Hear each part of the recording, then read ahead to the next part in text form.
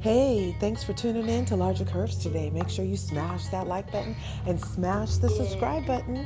I really appreciate you taking your time to pop in. Today will be doing the review for The Real Housewives of Beverly Hills. I have to review it because I love Garcelle, aka Fancy from the Jamie Foxx show. Love her. So they start off at Kyle's house, and Kyle got a new nose. She said it was because it got broke on the set of Halloween, but then at the thing on Watch What Happens Live after the episode last night, she said, "Oh, well, everybody here pretty much owns all their plastic surgery." So I'm not sure if her new nose is because it took 10 years off her life, because it was broken, or what. But it looks great. It did take 10 years off her nose. That bump is gone. She looks great.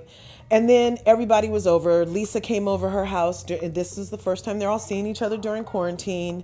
They're toasting. Erika is there, Dorit is there, and Lisa's there. Then the next scene is Garcelle having dinner for the first time with Lisa Rhinna, and not there for any of it that Lisa's trying to own, because it's a really lame own it. She's just saying, yeah, I know I did it, but I don't know if I'm not going to do it again. And we're just going to have to see, and you're going to have to get over it so we can move on, is basically what Lisa Rinna's conveying to Garcelle. And Garcelle is willing to let her have, at least she's admitting to what she did, but in no way, shape, or form does she have to acquiesce to the trust that Lisa is saying she has to have. So no, trust is earned, and especially after what Lisa did. She crucified Denise Richards, her lifelong friend, last season for the world to see. And the most she can say this season about it is, "Oh, I'm sorry, Garcelle. I'm gonna see you next Tuesday. I own it." Whatever, Lisa. Kick rocks with your fake owning it. I don't know. I'm not here for Lisa Rinna and her BS. Where's Harry Hamlin? Let's talk about that. Then I'm just being as shady as the producers right here, cataloging all of Erika Jayne's stuff for that case that's pending against her husband and her. Because word on the street, it's been widely reported that the feds or whoever's investigating her husband for supposedly taking the victim's money from all the cases that he won, they want to know, well, if you were buying Erika all that stuff, shouldn't we be taking Erika's things too? And I heard that Erika said, "Oh, I don't have anything." But in the meantime, she let the cameras into her house, and it looks like she actually had a lot of things. So I'm not sure what's going to come of this. She was in the closet going through things. There's only so much organizing you can do. She seemed really depressed not being able to have all the attention that she's used to having.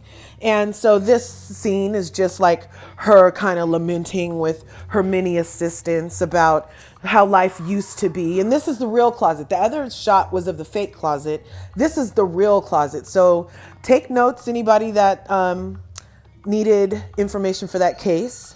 But this scene right here, she's saying, your life can change in the drop of a dime or whatever. And that's more of her garb in her big house. Poor little rich girl. But you know what? The feds, I don't know how much they can resell these shoes for right here. This collection of Louboutins. I'm not sure what the resale is on Louboutins, on jewelry, on fine furniture, on fine art, on fine clothing. I'm not real sure exactly what the resale value is on all this stuff, or how much the alleged victims that are claiming to have gotten their money squandered away by Tom's lifestyle and Erika's lifestyle. Look at this closet. I mean, the wood in this closet alone probably is somebody's settlement. I'm not sure. And those watches and that, everything in here is so rich. I mean, what's his salary? Was his salary part of the alleged victim's settlement money that was being misplaced by Tom Girardi? I mean, he just got disbarred and everything. So she's having fun looking at her things. But things aren't everything, people. And that's what Erika's finding out. So then next we're going to go to Garcelle's house, and her and Dorit have become very good friends. Dorit's pulling up to Garcelle's house in her Ferrari. Garcelle's house is finally finished and it's finally furnished.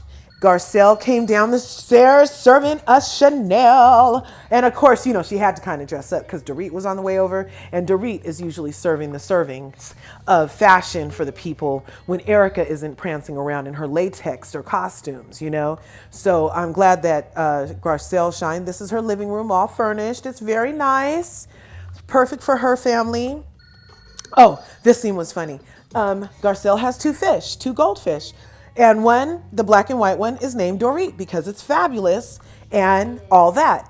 And then Garcelle said the other one, the regular goldfish, is named Kyle because it's ordinary, like Kyle. She said it's ordinary. It's hilarious. I'm here for Garcelle's shade. She subtly puts these people in their place. She's not coming off as an angry black woman at all. And I'm loving her energy when she's serving it back. Next, we have Crystal's introduction. This is her house. It kind of looks like Lisa Vanderpump's house in a way. And this is Rinna's first introduction to, Lisa Rhinna and Kyle's first introduction to Crystal, who's actually a friend of Kathy Hilton, who I don't know, these ladies' faces be morphing. So Crystal met her husband when she was 20, and there's an age difference to the point where they pointed it out and then said, well, Tom and Erika's age difference is 30 years. So I'm not really even sure what the age difference is for Rob and Crystal. As it turns out, Crystal name dropped her own husband as the director of none other than the Lion King. Yes, the epic Lion King. And of course, Lisa Rhinna had something to say about somebody name dropping something. So she's like, you usually don't name drop your own name. I love this confessional look, by the way, Lisa Rhinna. Anything other than your regular haircut. The next thing we have, finally, we get to Dorit's barbecue. Well, it was really a glamacue because they really just wanted a reason to dress up, and there was no barbecue, like no smoke, and no briskets, no charcoal, no lighter fluid. There's all the ladies dressed up. Lisa Rhinna had on a jungle outfit. Erika Jane was a Powerpuff Girl. Garcelle was fabulous in fuchsia. Dorit was the woman in red. Sutton was a bedazzled goddess.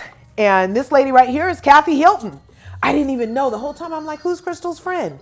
Her face is so tight. Ooh. Anyway, when you got it, you got it. That ring on her finger is very tight too. That ring will give Portia Williams' ring a run for its money. The ring on Kathy Hilton's finger rather. Peep it out when she's eating the hors d'oeuvres later. Look how Kyle is with her sister, kind of like they haven't really seen each other. And Kathy's very standoffish. I don't know if that's because of her age. PK and Mauricio were there. As it turns out, Garcelle knows Crystal and Crystal knows Garcelle. And then Crystal made a comment about how, sometimes when you don't know a person, it's because they're not worth knowing. And the producer says, do you know Dorit? And she said, no. So Crystal's a weird one. Anyway, Maurice has a fetish, I guess, for long blonde ponytails and asked could he touch Dorit's braid. And look at the look on PK's face. He kind of likes it. I don't know if he's into it. I don't know.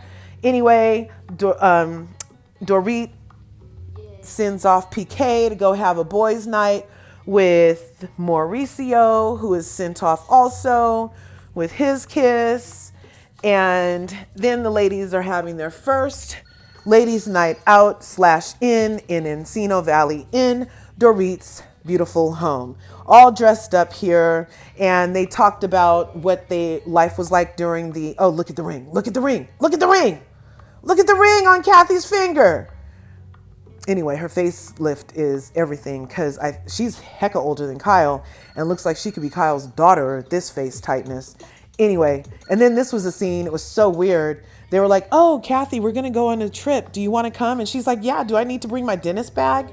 So weird. She said when she was a little girl, she used to pretend to be a dentist on all her friends' mouths. And the only way that they could play with her was if they let her play dentist in their mouth. Weirdness. Anyway, the next scene was of Lisa Rhinna talking to Dorit about how she felt her and Garcelle's conversation went, and she thought it was great.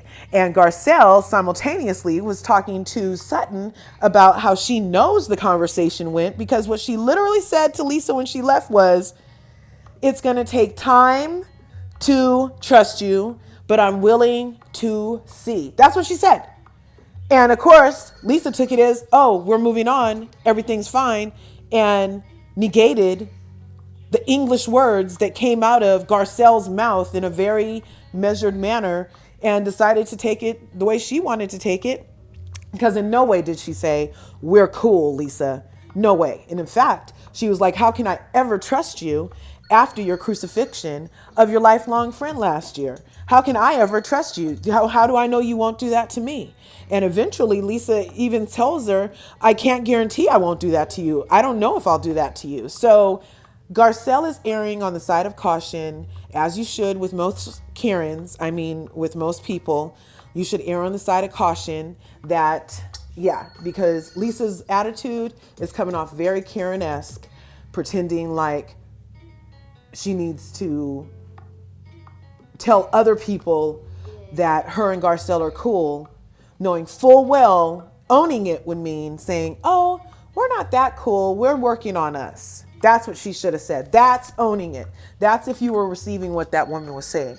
Anyway, and then we had everybody also talk about how they had to deal with quarantine. Erika Jayne, as it turns out, ended up on meds, antidepressants, because she just dreaded getting up. And she would just walk around dreading getting up. She would walk around her mansion with this horrible feeling of dread that something was coming.